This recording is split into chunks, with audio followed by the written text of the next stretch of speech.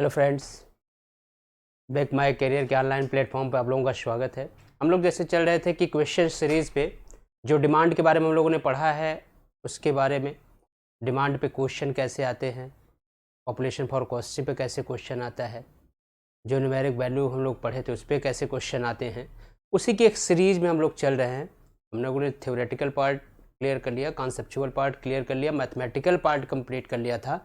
उसके बाद हम लोगों ने एक न्यूमेरिकल की सीरीज़ की इस पर्टिकुलर टॉपिक से क्या क्या क्वेश्चन पूछा है उस पर हम लोगों ने डिस्कस करना शुरू कर दिया था। डिस्कस करना शुरू कर दिया था मीन्स कि हम लोगों ने कुछ क्वेश्चन को सॉल्व किया था और कुछ क्वेश्चन को हम लोग अब देखने चल रहे हैं। ठीक, तो मीन्स क्या है कि एक क्वेश्चन हम लोग सॉल्व करते हैं और साथ ही साथ उस पर कॉन्सेप्ट भी निकल के आता है। जैसे हम लोग क्वेश्चन और जितना हम लोग क्वेश्चन करेंगे, नंबर आप क्वेश्चन करेंगे तो वहाँ से कुछ ना कुछ कॉन्सेप्ट आपको मिलता जाएगा।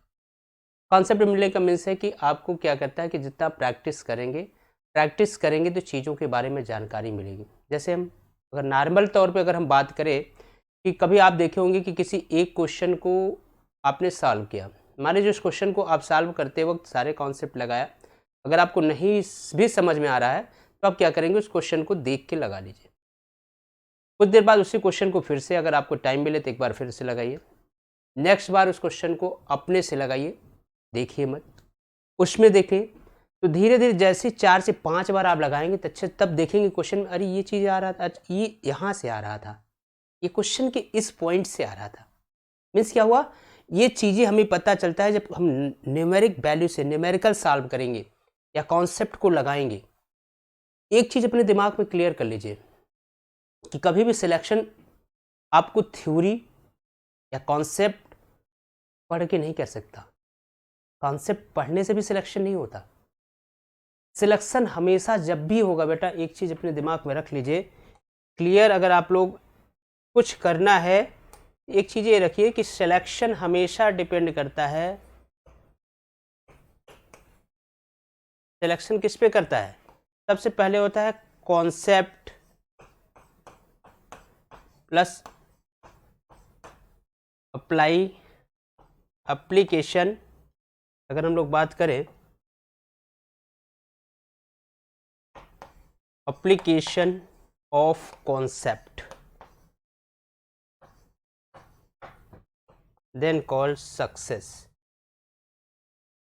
मीन्स क्या हुआ कि जो हमने थ्योरेटिकल पार्ट पढ़ा है, जो चीज़ें मैंने कॉन्सेप्ट में पढ़ा है, कभी आप क्वेश्चन देखते हैं, जब आप क्वेश्चन में जाते हैं, मान लीजिए आप एसएससी जेईई के पेपर देने गए, आपको 100 क्वेश्चन दिया, 100 क्वेश्चन आपको मिला, उस 100 क्वेश्चन को सॉल्व करने के लिए आपको टाइम दे रहा है, उसने कितना दिया, टोटल 200 क्वेश्चन है। अगर हम बात करें यहां से कि टोटल 200 क्वेश्चन है, 200 क्वेश्चन में इसने क्या किया, यहां से 100 हमारा टेक्निकल का क्वेश्चन है, 100 नॉन टेक का क्वेश्चन है।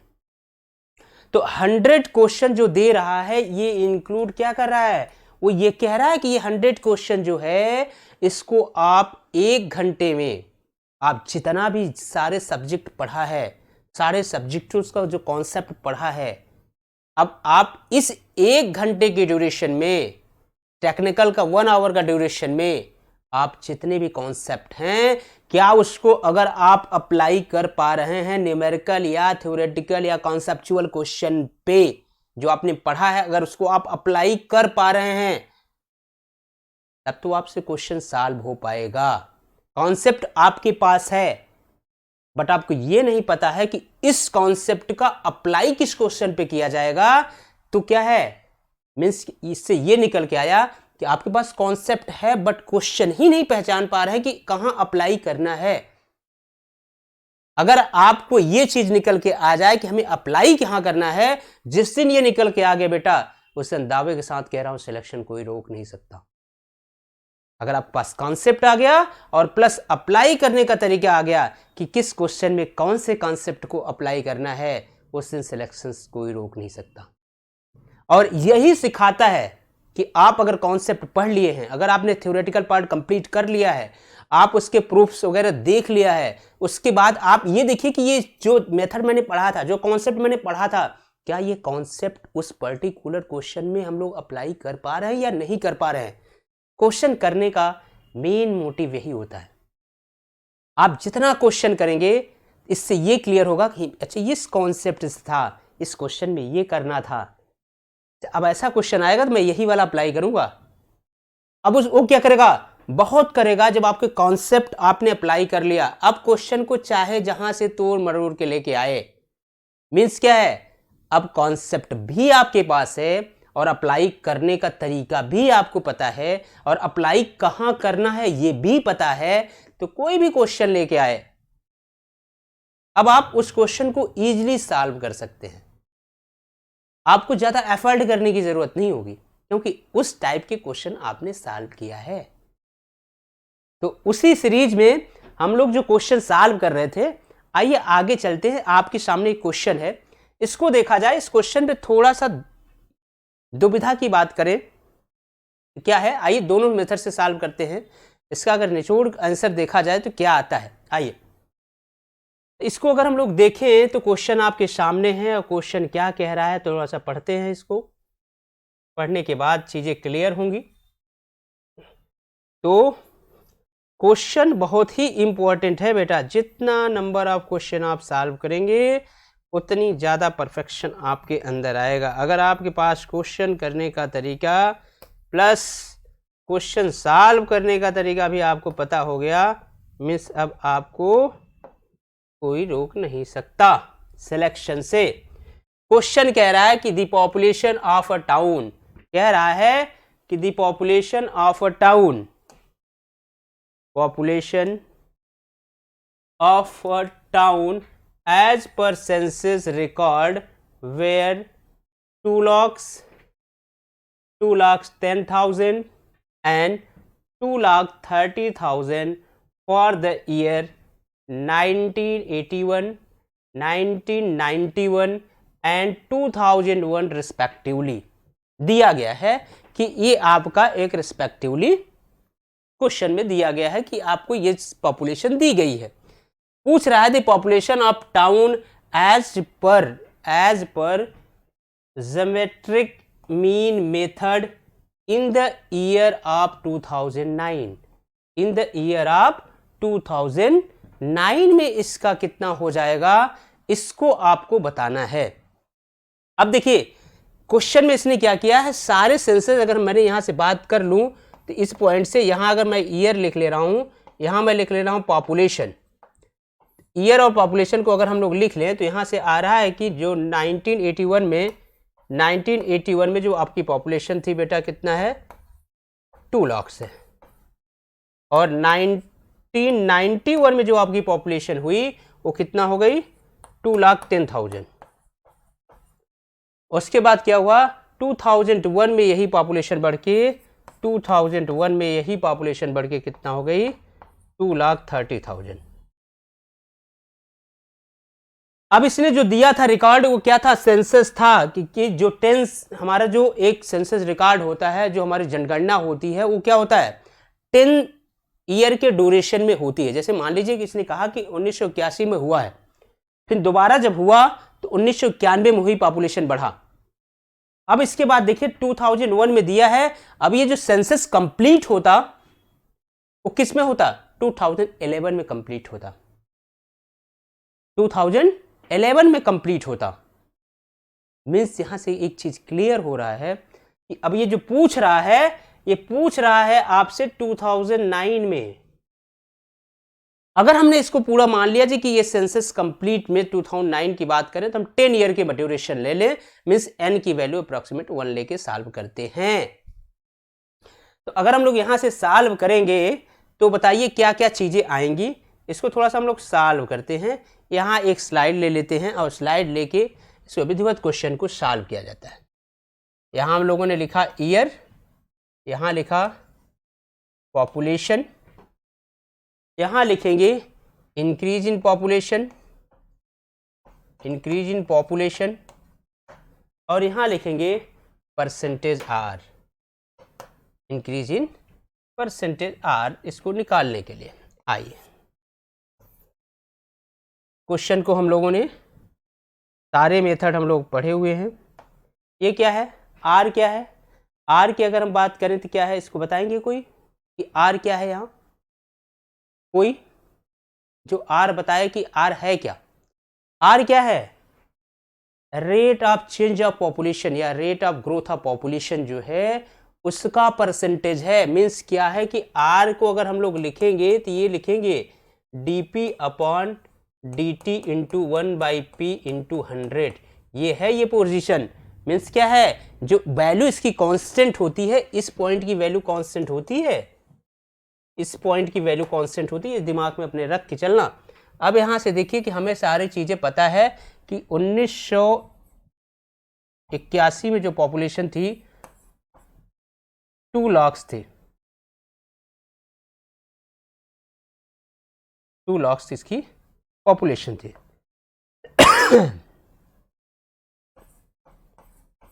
2 लाख पॉपुलेशन थी।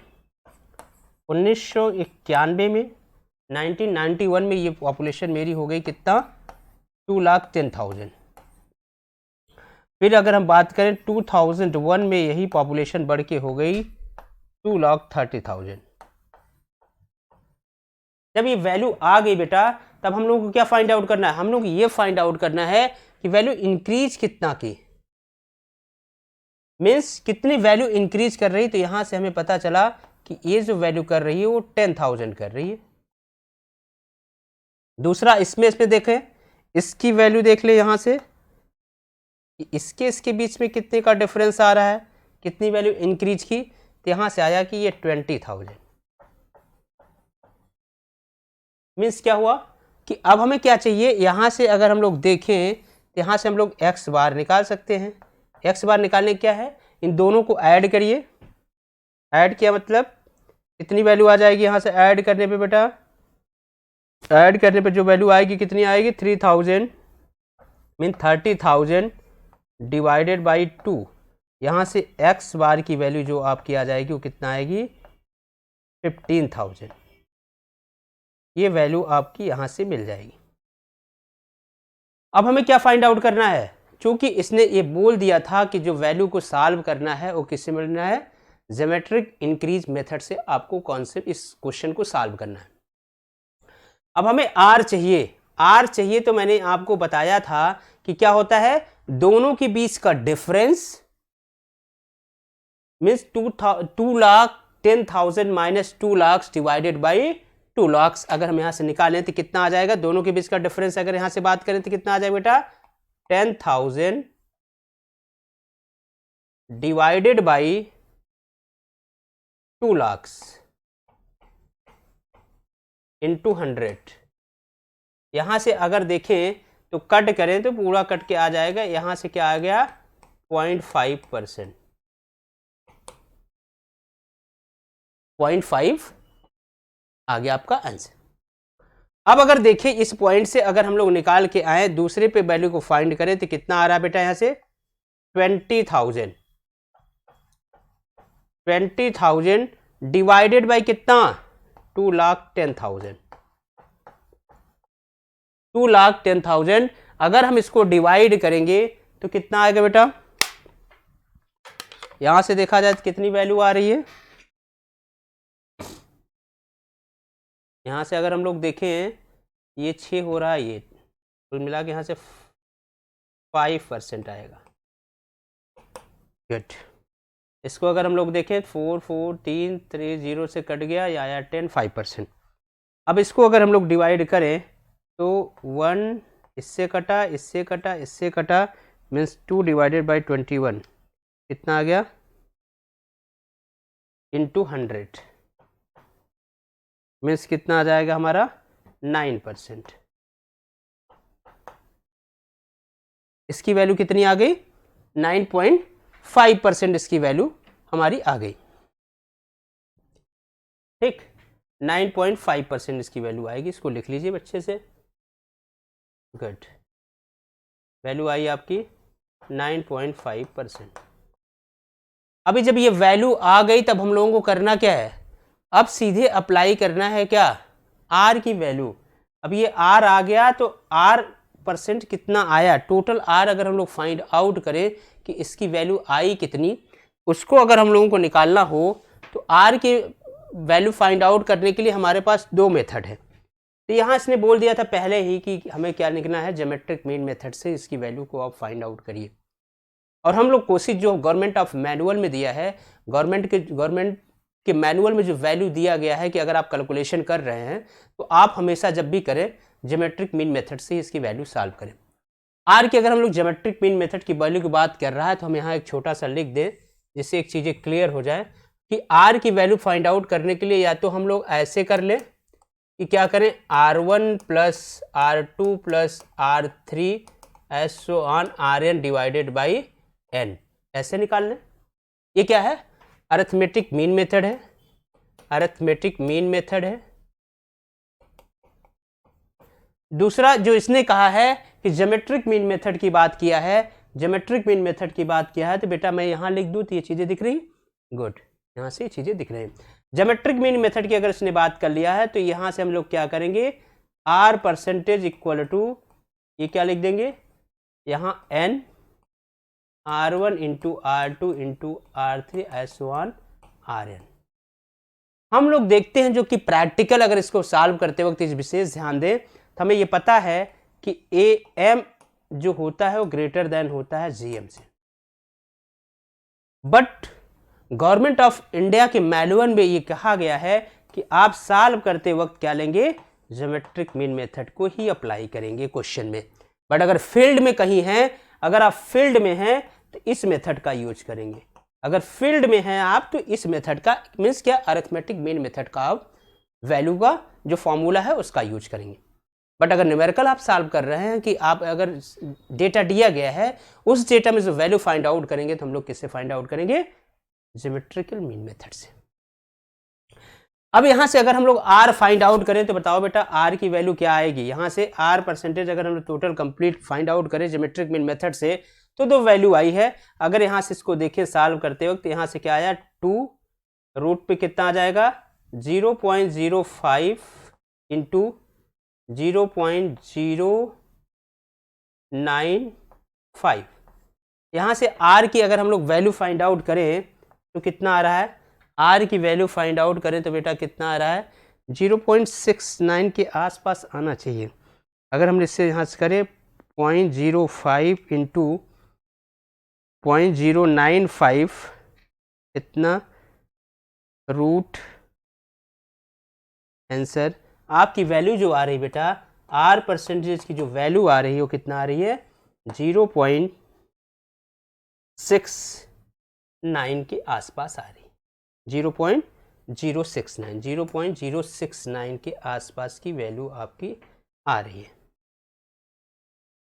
0.069 ये वैल्यू आपकी आ गई। अब आप क्या करेंगे, अब सीधे आप किस में लगा दीजिए, फॉर्मूले में अप्लाई कर दीजिए। अब फॉर्मूले में देखिए आर की वैल्यू भी आपको पता चल गई, ये भी पता चल गया, एक्स आपको पता ही था, हमें क्या चाहिए था, सिर्फ आर की वैल्यू फाइंड आउट करना था। आइए अब अपने क्वेश्चन पे चले। तो क्वेश्चन जो हमारा था, जो क्वेश्चन था बेटा वो है, क्वेश्चन जो है हमारा वो ये है। इस क्वेश्चन में अब अगर हम लोग यहां से देखें कि ये अगर ये सेंसस जो दिया है 2001 और 2009 में ले रहा है, मीन्स यहां से अगर हम लोग देखें तो यहां से ये निकल के आया कि 2009 माइनस 2001, यहां से अप्रोक्सीमेट 8 आ रहा है। अगर हम मान लें कि ये सेंसस कंप्लीट होगा जब 2001 2011 में जब ये सेंसस कंप्लीट हो जाएगा तो यहां से अगर हम n की वैल्यू माने कि ये n की वैल्यू कितना है, 1 है, अप्रोक्सीमेट 10 ईयर के आसपास में है, तो n की वैल्यू को हम लोग क्या मान लें कि 1 है, ठीक। 8 ईयर का डिफरेंस आ रहा है, मतलब अप्रोक्सीमेट वैल्यू है, तो n की वैल्यू अगर हम लोग यहां से 1 मान ले तब आप अप्लाई करा दीजिए क्या फॉर्मूला। अब फॉर्मूला अप्लाई करते क्या लिखेंगे, 2009 equal to P 2001 1 plus R percentage के पावर n। अब इस पे सारी वैल्यू आप पुट कर दीजिए, वैल्यू पुट कर देंगे। 2001 में पॉपुलेशन कितनी थी, 2,30,000 प्लस 1 प्लस 0.069 की पावर 1। अब यहाँ से अगर हम ये वैल्यू कैलकुलेट करें बेटा, इस वैल्यू को अगर कैलकुलेट करें तो कितना आ रहा है, कैलकुलेट करके देखिए आप, तो आएगा 2,30,000 इंटू 1.069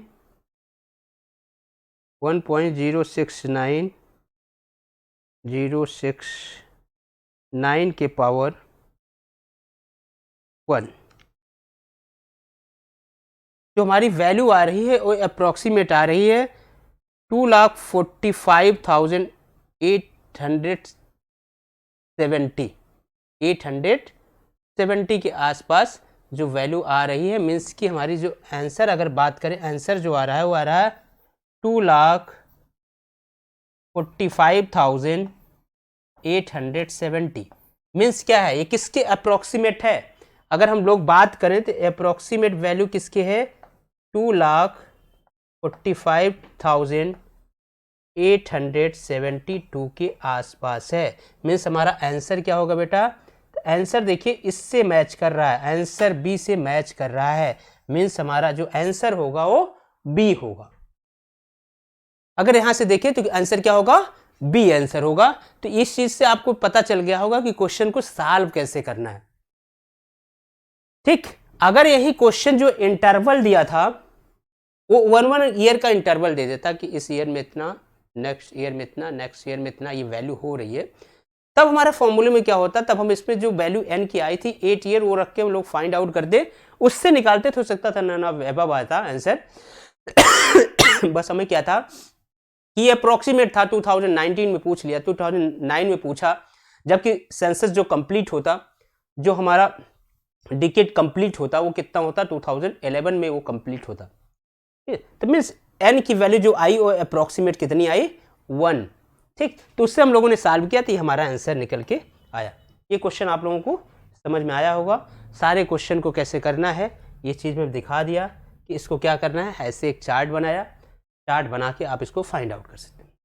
दूसरी चीज़ क्या है, इस क्वेश्चन को तो अब ऐसे सॉल्व करने के, जबकि आपके पेपर में क्या सॉल्व करना है, पेपर में आपने देखा, देखते ही बस यहां से करना, अच्छा यहां से।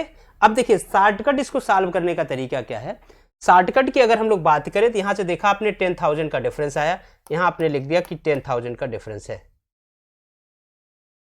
10,000 का डिफरेंस है। अब हम इस वाले गोले में सॉल्व करें, 10,000 डिफरेंस है, दूसरे में देखा कि हमने देखा 20,000 का डिफरेंस है, 20,000 का डिफरेंस है, दोनों को ऐड कर दिया, ये आया कितना, 30,000 डिफरेंस डिवाइडेड बाई 2, यहां से आ गया इतनी वैल्यू।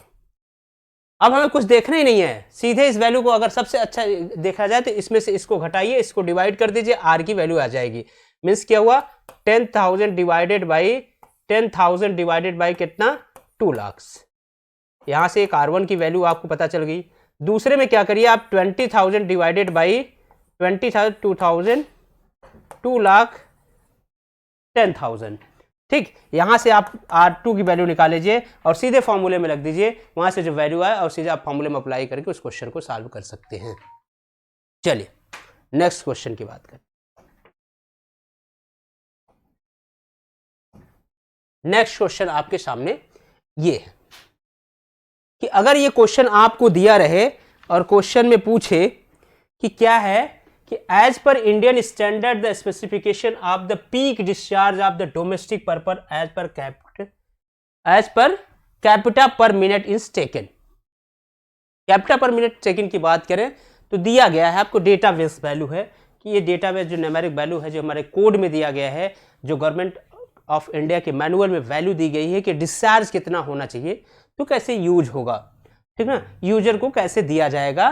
तो उस पर देखें तो as per Indian standard the specification the peak discharge for the domestic purpose as per capita per minute is taken. एक आदमी कैसे लेता है, उसकी वैल्यू डिस्चार्ज जो जाते हैं, जो पाइप के थ्रू पानी जा रहा है, उसका कलेक्शन कैसे हो रहा है, उसका डिस्चार्ज कितना है, उस डिस्चार्ज में पाइप में पानी कितना आ रहा है, किस डिस्चार्ज से आ रहा है, उसको हम बात करें तो पहला कह रहा है कि 1.8 litre for 5 to 10 user, 1.8 litre for 1.8 litre 5 to 10 user को मिल रहा है। सही कह रहा है, इतना मिलता भी है, ठीक ना। दूसरा कह रहा है कि 1.2 लीटर फॉर 15 यूजर, मीन्स क्या है, जो डिस्चार्ज है 1.8 लीटर कितने को मिल रहा है, 5 to 10 यूजर को 1.8 का डिस्चार्ज उनको मिल रहा है। ठीक, दूसरी बात करें, फिर कह रहा है 1.2 लीटर फॉर 15 यूजर को मिला, फिर कह रहा है 1.35 लीटर फॉर 20 यूजर को, एकदम सही। मीन्स क्या है, all of option are correct. क्या है, ऑल ऑफ अबव क्वेश्चन में अगर दिया है तो मीन्स क्या है कि ऑल ऑप्शन आर करेक्ट, सभी ऑप्शन इसमें करेक्ट है और इसी हिसाब से डिस्चार्ज हमें प्रोवाइड किया जाता है। ये मैनुअल का दिया हुआ क्वेश्चन है, मीन्स क्या है, ये जो कोड में दिया गया है डायरेक्ट उससे क्वेश्चन पूछा है। चलिए नेक्स्ट क्वेश्चन की बात करें। क्वेश्चन है, on peak hourly demand what is the maximum daily consumption for the city which have the average daily consumption of कितना, 1 लाख मीटर क्यूब। आपको वॉल्यूम दिया गया है, मीन्स क्या क्या, इसने वॉल्यूम दे दिया है, कितना दिया है बेटा आपको, डेली कंजप्शन जो बात कर रहा है वो दिया है कि भैया इसके जो कंजप्शन हो रहा है वो 10 लाख मीटर क्यूब हो रहा है वाटर। अब क्वेश्चन में पूछ रहा है कि आपसे on peak hourly demand what is the maximum daily consumption of the city, city में डेली कितना वाटर कंज्यूम हो रहा है। अगर हम लोग मैक्सिमम आवरली कंजप्शन की बात करें तो एनुअल जो मैक्सिमम आवरली कंजप्शन की बात पूछा है, मीन्स क्या है, पीक आवरली डिमांड पूछा है, तो पीक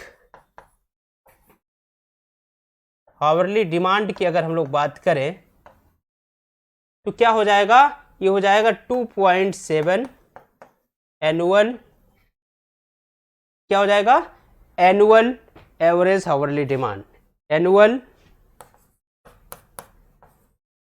एवरेज आवरली डिमांड।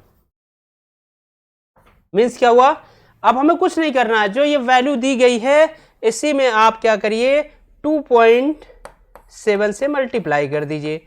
2.7 से मल्टीप्लाई किया तो बेटा क्या आ जाएगा, यहां से कितना आएगा, 2,70,000, 2,70,000 आपका आंसर है। डायरेक्ट क्वेश्चन पूछा था।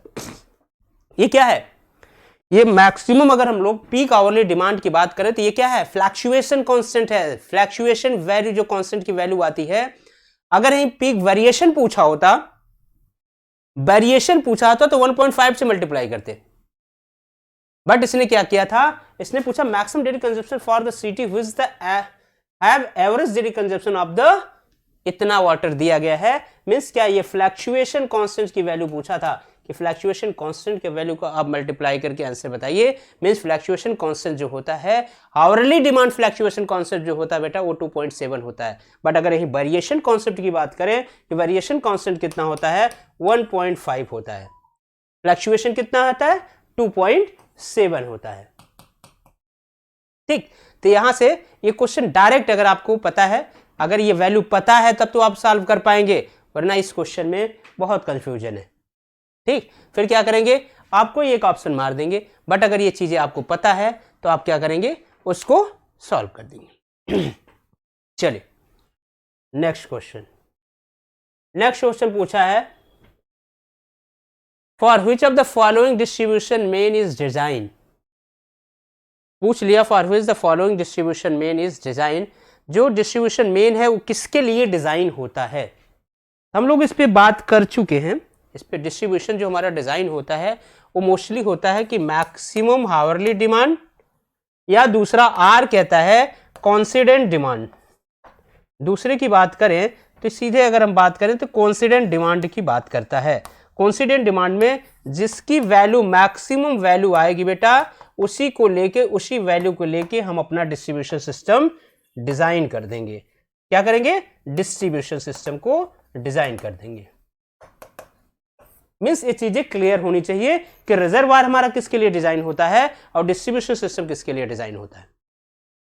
ठीक, तो अब इसके यहां से बात करें तो क्या है, मैक्सिमम अगर इसकी बात करें तो इसमें ऑप्शन आपको कहां दिख रहा है, यही दो चीज दिखना चाहिए। अगर यही ये क्वेश्चन में पूछ लिया जहां डिस्ट्रीब्यूशन लिखा है, अगर यही ये पूछ लेता रिजर्वायर की बात करता, तो इस पे अभी थोड़ा सा बात करें। पहले ये आंसर देख लेते हैं, क्या ये आंसर आ रहा है ऐसा कुछ। पहला दे रहा है कि एवरेज डेली डिमांड, क्या डिस्ट्रीब्यूशन सिस्टम को हम एवरेज डेली डिमांड पे डिजाइन करते हैं। लेकिन हम लोग ये जानते हैं कि एवरेज स्टेडी डिमांड की बात करें तो इस पे नहीं करते। अब दूसरा क्या कह रहा है, एनुअल पीक डिमांड। क्या एनुअल जो पीक डिमांड है साल भर का उससे भी डिजाइन करते हैं? नहीं, उस पर भी डिजाइन नहीं करते। फिर कह रहा है मंथली पीक डिमांड, उस पर भी नहीं करते। अगर फिर कह रहा है monthly hourly demand on the maximum day, ये क्वेश्चन कर रहा है monthly hourly demand on maximum day means क्या है कि जो पानी मिले वो किस पे मिले।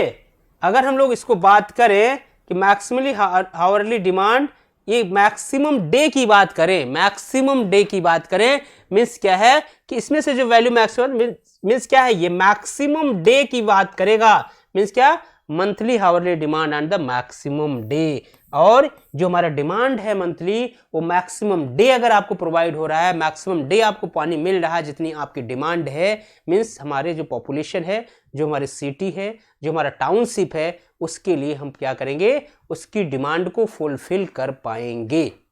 ठीक, तो यहां से ये चीजें हमारे क्लियर हो जाएंगी कि इसका जो ऑप्शन होगा monthly hourly demand on the maximum day. अब हम लोग बात करें नेक्स्ट क्वेश्चन, बहुत ही अच्छा क्वेश्चन। यहां ये 6000 है। क्वेश्चन कह रहा है the population of city in the first 3 continuous year in given.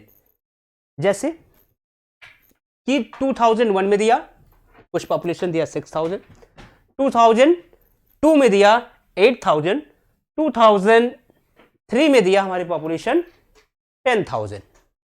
ये दे रहा है कि जो उसका डिफरेंस आ रहा है कि हर एक साल का एक डिफरेंस करके 2001, 2002, 2003 में अगर दिया है तो उसने पॉपुलेशन दे दिया है। पूछ रहा है what is the population of the city in the 4th continuous year. Means पूछ रहा है कि 2004 में इसकी वैल्यू कितनी हो जाएगी पॉपुलेशन की। मींस 2001 में दिया, 2002 में दिया, 2003 में दिया। एग्जांपल के तौर पे देखें तो 2004 में कितनी हो जाएगी, यही तो कह रहा है 2000 city in the 4th continuous year. फिर कह रहा है according to geometric increase method. आप ये क्वेश्चन सॉल्व करते वक्त विशेष ध्यान रखिए किसने पूछा है कि ज्योमेट्रिक इंक्रीज मेथड से पूछिए है और उसी फॉर्मूले का आप यूज करके फाइंड आउट करें। तो चलिए अगर हम लोग यहां से ईयर लिख लें, ईयर लिख लिया, यहां पॉपुलेशन लिख लिया, आइए ईयर लिखा मैंने 1 ले लिया कि चलो 1 में पहले जो था पॉपुलेशन वो कितना है 6000। दूसरे ईयर में इसकी पॉपुलेशन बढ़ के हो गई 8000 हो गई। फिर ये तीसरे ईयर में इसकी पॉपुलेशन बढ़ के हो गई 10,000। सही कह रहा है कि 10,000 हो गया। तो आपसे पूछ रहा है कि नेक्स्ट कंटिन्यूअस ये जो शब्द लिखा है मीन्स कि नेक्स्ट तुरंत चौथे ईयर में या 4th ईयर में इसकी पॉपुलेशन कितनी हो जाएगी। तो हम लोग इसको यहां से निकाल लें, आर की वैल्यू डायरेक्ट निकालें। तो अगर इसके बीच का डिफरेंस देखा जाए, चलिए परसेंटेज इंक्रीज इन पॉपुलेशन लिख लेते हैं। परसेंटेज इंक्रीज इन पॉपुलेशन लिख लिया। अब परसेंटेज इंक्रीज इन पॉपुलेशन देखा तो बेटा यहां से आया कि इसके बीच में पॉपुलेशन का जो इंक्रीज हुआ कितना हुआ, तो यहां से 2000 हुआ, यहां से भी 2000 हुआ। अब हमें क्या निकालना है, आर परसेंट निकालना है, आर की वैल्यू फाइंड आउट करनी है। तो आर की वैल्यू फाइंड आउट करनी है बेटा, तो मीन्स क्या है, अब यहां से अगर हम लोग आर किससे, अरिथमेटिक मीन मेथड से ही आर की वैल्यू फाइंड आउट करेंगे। तो अरिथमेटिक मीन मेथड से अगर हम लोग बाल फाइंड आउट करेंगे, सबसे पहले हमें क्या निकालना है, R1 की वैल्यू निकालना है। तो R1 की वैल्यू कैसे फाइंड आउट करेंगे, परसेंटेज R1 की वैल्यू अगर हम लोग फाइंड आउट करें तो क्या करना है, इन दोनों का डिफरेंस डिवाइडेड बाई 6000। इन दोनों का डिफरेंस कितना आया 2000 डिवाइडेड बाई 6000 इंटू 100। यहां से ये कैंसिल हुआ, यहां से ये वैल्यू कितनी आ गई 1/3 इंटू 100 मीन्स कितना आ गया ये 33.33%। ये वैल्यू आ गई। दूसरा फिर कह रहा है कि R2 की वैल्यू कितनी हो जाएगी। अब यहां से देखिए R2 की वैल्यू कितनी हो जाएगी, R2 की वैल्यू देखिए क्या हो जाएगी, अब इसको डिवाइड करना है मीन्स कितना 2000 डिवाइडेड बाई कितना 8000, ये कैंसिल इंटू 100 मीन्स कितना, ये 4 मीन्स कितना हुआ 25%। R2 की वैल्यू आपको मिल गया 25%। अब आपको क्या निकालना है, ज्योमेट्रिक मीन मेथड से इसकी वैल्यू फाइंड आउट कर लेना कि R की परसेंटेज वैल्यू होगी कितनी। तो ज्योमेट्रिक मीन मेथड से अगर हम लोग सॉल्व करें तो यहां से क्या आएगा, percentage R equal to root over में क्या आ जाएगा 2, यहां से आएगा कितना 0.33 इंटू 0.25। अब यहां से इसकी वैल्यू अगर हम लोग फाइंड आउट कर ले इसकी वैल्यू फाइंड आउट करें तो कितनी आ रही भैया, देखते हैं वैल्यू कितनी आ जाएगी 0.333 इंटू 0.25, इतना रूट आंसर। ये आपको यहां से पता चल गया कि परसेंटेज आर जो आ रहा है बेटा वो कितना आ रहा है 0.288, ये वैल्यू आ गई। इसको परसेंटेज में अगर हम लोग कन्वर्ट कर लें 6 भी है, मीन्स कितना 28.86% वैल्यू आ रही है। अब ये वैल्यू आ गई, अब हम लोग कहाँ इसका यूज कहाँ कर लें, फॉर्मूले में, डायरेक्ट फॉर्मूले में यूज करिए। अब फॉर्मूले में यूज करिए मीन्स कि यहाँ मैं कर दे रहा हूँ, कहाँ कर दूँ इसको, फॉर्मूले में यूज यहाँ कर देता हूँ, इस पॉइंट पे यूज कर दिया। अब आपसे पूछा था ये नेक्स्ट में पूछा था 4th ईयर में इसकी वैल्यू पूछा था, मीन्स क्या होगा, पी पॉपुलेशन कितना था 10,000। अब उसमें कितना होगा 1 प्लस 0.2886 की पावर 1।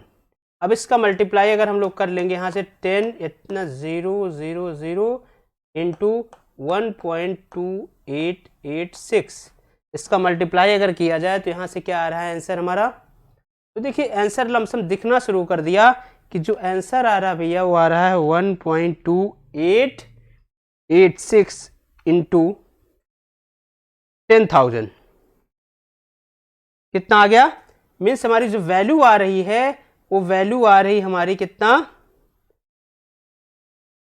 12,000, मीन्स कितनी आ रही है 886, 12,886 मीन्स क्या है 10,086 किसके पास में है, ये वैल्यू किसके पास में आ रही है बताइए, किसके अप्रोक्सीमेट ये वैल्यू है हमारा। अगर इसको कैलकुलेट करें तो किसके अप्रोक्सीमेट वैल्यू आ रही है बताइए भैया। तो ये जो वैल्यू आ रही है वो इसके अप्रोक्सीमेट में आ रही है, मीन्स आपका आंसर सी होगा। मीन्स क्या है, आंसर सी आपका राइट आंसर होगा। इसको कैलकुलेट करने में आपको कोई दिक्कत नहीं हुई होगी। देखिए सिर्फ हम लोग क्या कर रहे हैं, जो कॉन्सेप्ट पढ़ा है उसी कॉन्सेप्ट को क्वेश्चन पे अप्लाई कर रहे हैं, और जब अप्लाई कर रहे हैं तो जो हमें क्वेश्चन दिया गया है, इतना बड़ा सा क्वेश्चन लिखा हुआ है और हम लोगों को इजी तरीके से हम उस क्वेश्चन को सॉल्व कर ले रहे हैं। चलिए आइए नेक्स्ट क्वेश्चन को देखा जाए। Which of the following method is used for cost the population of the old and very large city? Question पूछ रहा है कि जो पॉपुलेशन फॉर कॉस्टिंग हम लोगों ने किया था, उस पॉपुलेशन फॉर कॉस्टिंग में सबसे ओल्ड मेथड कौन सा है और जिसको हम लोग वेरी लार्ज सिटी के लिए यूज भी करते हैं। तो आपके पास 4 ऑप्शन है, arithmetic increase method, geometric progression method, graphical method and logistic curve method. तो हम लोगों ने एक एस ग्राफ पढ़ा था या लॉजिस्टिक कर्व पढ़ा था। तो बेटा यहाँ से अगर हम लोग देखें उसी कर्व के थ्रू देख ले कि चीज़ें जब यहाँ से निकल के आएंगी, यहाँ तो मैंने एक टाइम पढ़ लिया, यहाँ लिख दिया टाइम, यहाँ मैंने लिख दिया पॉपुलेशन, और यहाँ से एक डायग्राम बन रहा है, बहुत ही प्यारा डायग्राम। ये डायग्राम बना और इस डायग्राम के थ्रू देखा जाए तो इस पॉइंट पे मैंने माना कि ये आपका 0 पॉइंट है, ये पॉइंट आपका हुआ ए पॉइंट, ये पॉइंट आपका हुआ बी पॉइंट, और ये पॉइंट आपका हुआ चलो, इसी बी के बीच में एक पॉइंट है सी पॉइंट,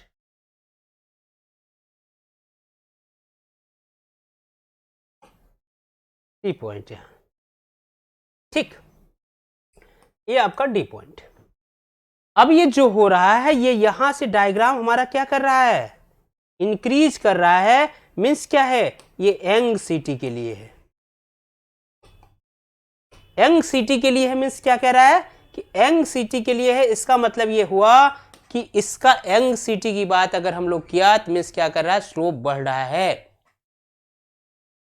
मीन्स क्या हुआ, इस पॉइंट पे अगर हम लोग देखें, डीपी अपॉन डी क्या है, कांस्टेंट नहीं है। डीपी अपॉन डी क्या कर रहा है, इंक्रीज कर रहा है।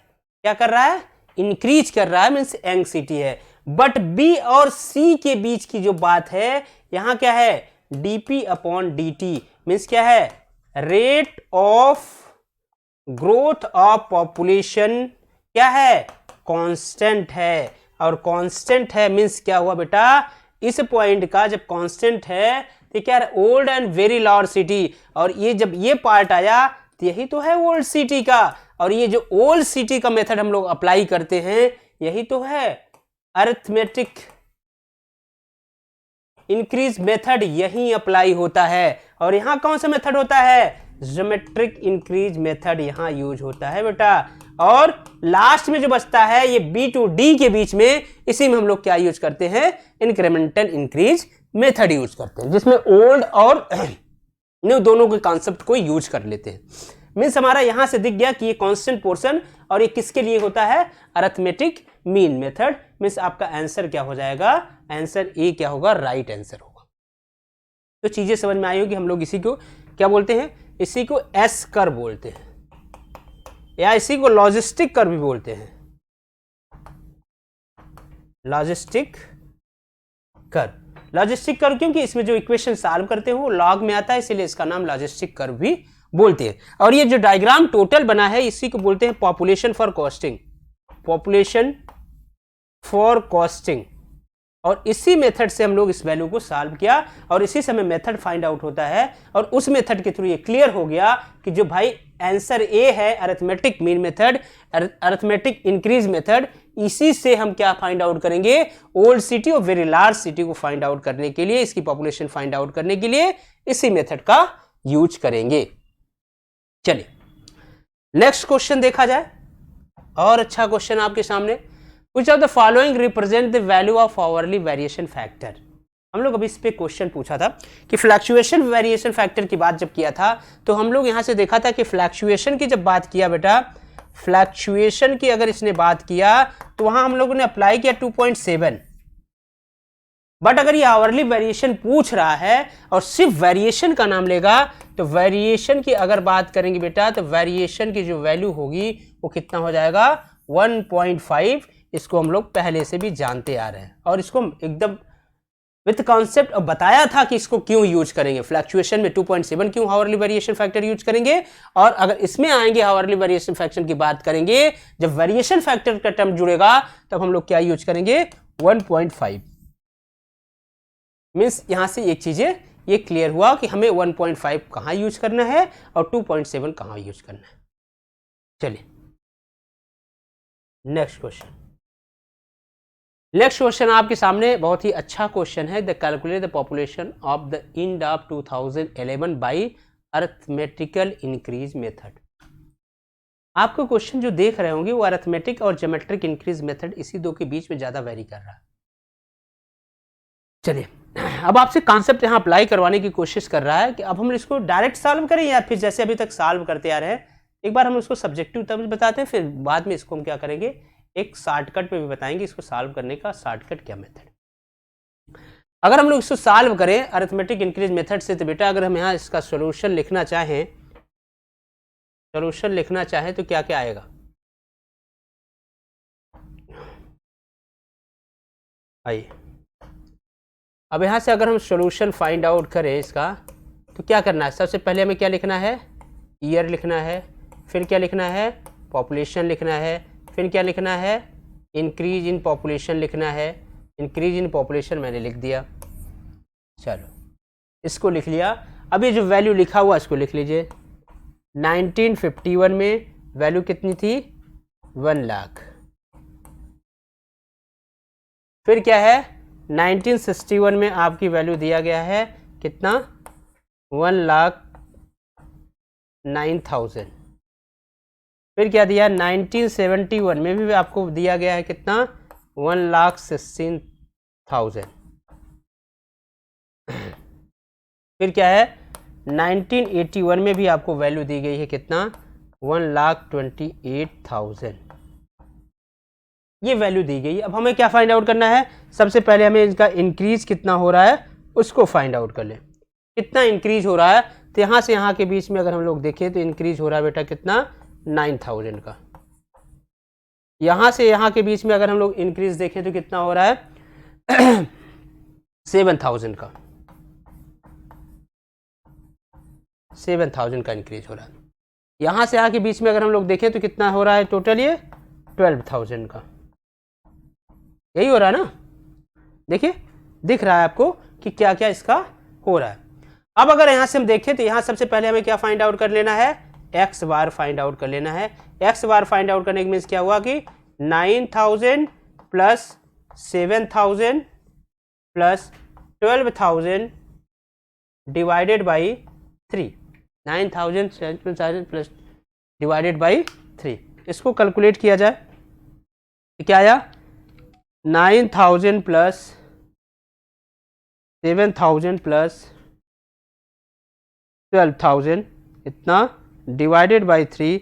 यहाँ से आपको पता चल गया कि जो एक्स बार की वैल्यू आ रही बेटा वो आ रही आपकी 9,333.33।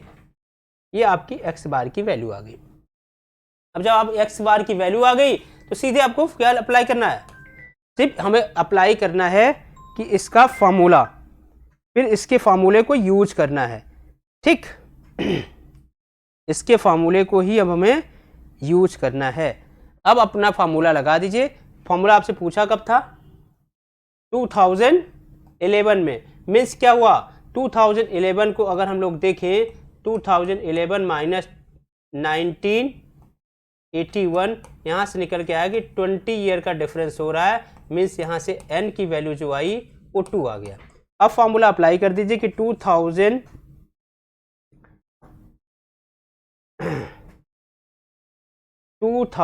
की अगर हम लोग बात करें कि 2011 में इसकी वैल्यू कितनी हो जाएगी? तो ये रख लीजिए 1,20,000। अब इसका प्लस n कितना है? 2 इंटू एक्स बार 9,333.33। अब यहाँ से अगर हमको कैलकुलेट करें तो कितना निकल के आ रहा है? चलिए इसको कैलकुलेट करें तो हमारी वैल्यू आ जाएगी 2 इंटू 9.33 इतना, प्लस आपको मिल जाएगा 1 लाख इतना। मीन्स कितना? 1,46,600 कुछ के आसपास की वैल्यू आ रही है। मीन्स अगर हमारा आंसर जो आएगा निकल के, आंसर की जो वैल्यू आएगी निकल के वो कितना आ जाएगी बेटा? आप बताइए। चलिए आंसर कितना आ जाएगा हमारा? आंसर किसके आसपास आ रहा है?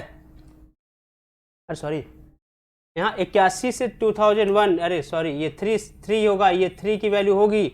मीन्स यहाँ से आपकी वैल्यू जो आएगी वो अप्रॉक्सीमेट जो वैल्यू आ रही है 1,56,000 यही वैल्यू आएगी। एन की वैल्यू 3 है। 2011 से 1981 में अगर घटाएंगे तो 30 ईयर का डिफरेंस आ रहा है। मीन्स 31 में 3 सेंसस ईयर की या 3 डिकेड की बात कर रहा है। 3 डिकेड की बात कर रहा है तो उसको हम लोग यहाँ 3 लिख के अप्लाई कर लेंगे और यहाँ से हमारा ये आंसर आ गया। मीन्स हमारा आंसर क्या हो जाएगा? D is the right answer. D क्या आंसर होगा? डी एकदम राइट आंसर हो जाएगा। चलिए ना लास्ट क्वेश्चन की अगर हम लोग बात करें, फिर से आ रहा है identify the method of the forecast for population of the town where percentage increase in population from the decade assume to be remain constant. बहुत अच्छा क्वेश्चन पूछा है। क्वेश्चन इतना कॉन्सेप्चुअल है, लिखा है, लेकिन अब इसमें क्या है? अब जब ये चीजें पूछेगा तब हमारे दिमाग में चलने लगे हम किसमें से क्या लगाएं। ठीक, जब ऐसा क्वेश्चन पूछता है बेटा, तो ऐसा क्वेश्चन पूछा मीन्स कि अब आपको यहाँ से कॉन्सेप्ट निकल के आना चाहिए। अब आपको यहाँ जो अप्लाई करना है वो सिर्फ और सिर्फ कॉन्सेप्ट यूज करना है, कॉन्सेप्ट यूज करना है। इसके कहने का मतलब ये हुआ कि इससे आपको ये निकल के आया कि पूछ क्या रहा है।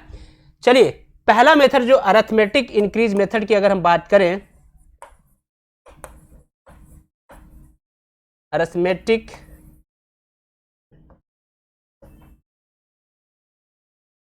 पहले मेथड की अगर हम बात करें,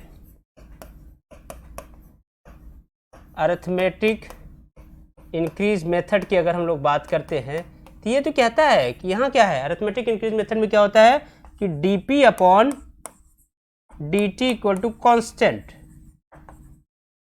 rate of growth of population क्या होना चाहिए, कांस्टेंट होना चाहिए। दूसरा कह रहा है कि अगर दूसरे मेथड को हम लोग देखें जिसका नाम है जियोमेट्रिक इंक्रीज मेथड, अगर इसको बात करें तो ये क्या होता है, यहां कहता है कि भैया ये क्या है, rate of growth of population constant नहीं होगा। कांस्टेंट क्या होगा, यहां ये कांस्टेंट होगा कि dp upon dt into 1/p into 100, ये कांस्टेंट होगा। मीन्स क्या है, परसेंटेज कांस्टेंट होगा। यही कह रहा है identify the method of forecast population of town where in the percentage increase in population of decades assume to be remain constant. Means क्या हुआ, रिमेन कांस्टेंट मीन्स क्या, यहां देखो ये परसेंटेज इंक्रीज कांस्टेंट हो रहा है। इस पर्टिकुलर क्वेश्चन में ये पॉइंट है। मीन्स अगर ये पॉइंट है तो ये मीन्स क्या कह रहा है कि जो ये वैल्यू है ज्योमेट्रिक इंक्रीज मेथड, इसी में ये वैल्यू क्या होती है, कांस्टेंट होती है। और ये पूछ रहा था कि dp upon dt into 1/p into 100, ये वैल्यू क्या होती है, ये रिमेन कांस्टेंट होती है। ये वैल्यू कांस्टेंट होती है बेटा, और ये कांस्टेंट होती है तो ये मेथड कौन अप्लाई करते हैं, ज्योमेट्रिक इंक्रीज मेथड। मीन्स क्या हुआ, हम लोगों ने जितना भी क्वेश्चन आया हुआ क्वेश्चन था, जहां से भी क्वेश्चन आए हुए थे, तभी जेई में, एई में, जहां भी ये क्वेश्चन आया हुआ था कॉन्सेप्ट बेस्ड क्वेश्चन को हम लोगों ने एक जगह इकट्ठा किया। इकट्ठा करके जो हमने कॉन्सेप्ट पढ़ा था, जो थ्योरी पढ़ा था, उस थ्योरी और कॉन्सेप्ट को इस न्यूमेरिकल पे अप्लाई किया। अप्लाई करने के बाद हम लोगों ने देखा कि जो क्वेश्चन था वो ईजिली सॉल्व हो गया। मीन्स अब हमें क्या हो गया, हमने थ्योरी भी पढ़ा, कॉन्सेप्ट वहां से क्लियर किया, उस कॉन्सेप्ट एंड थ्योरी का अप्लाई न्यूमेरिकल क्वेश्चन पे सॉल्व किया। जो हमारे यहाँ क्वेश्चन आए हुए थे, जो कंपटीशन में आए हुए क्वेश्चन थे, उस पे अप्लाई किया तो मैंने पाया कि सबसे आसान तरीके से हमारा क्वेश्चन इजीली सॉल्व हो गया, विदाउट किसी एफर्ट के। सिर्फ और सिर्फ कॉन्सेप्ट और थ्योरी का एप्लीकेशन करना और उसको अप्लाई करना, कहाँ अप्लाई करना, ये सीखने के बाद क्वेश्चन इजीली सॉल्व हो गया। तो हम लोग जितना भी अभी तक क्वेश्चन आया हुआ था सभी को सॉल्व कर लिया। मीन्स क्या है, वाटर डिमांड पे उसकी थ्योरी, क्वेश्चन, कॉन्सेप्ट सब हम लोगों ने कर लिया। अब हम लोग नेक्स्ट में वीडियो में मिलेंगे नेक्स्ट टॉपिक के साथ। तो आप लोग इसको देखिए, लाइक करिए, शेयर करिए। अगर आपको इस क्वेश्चन में कहीं भी कॉन्सेप्ट में या कहीं क्वेश्चन सॉल्व में या कहीं अगर आपको कन्फ्यूजन लगता है तो आप क्या करेंगे, हमारे टेलीग्राम चैनल पे जाके वहाँ कमेंट करिए और उस वीडियो पे किस पॉइंट पे आपको लगता है कि सर यहाँ थोड़ा सा समझाना चाहिए था, या आप यहाँ थोड़ा सा कुछ हमें बताइए कि सर ये चीज़ें समझ में नहीं आई, तो उसको हमारी टीम है, हम फिर से लाइव आके यूट्यूब पे लाइव आके उसको समझाएंगे, ठीक ना। तो ये सब चीज़ें आप लोग इसको सॉल्व करिए। चलिए मिलते हैं नेक्स्ट वीडियो में। Thank you.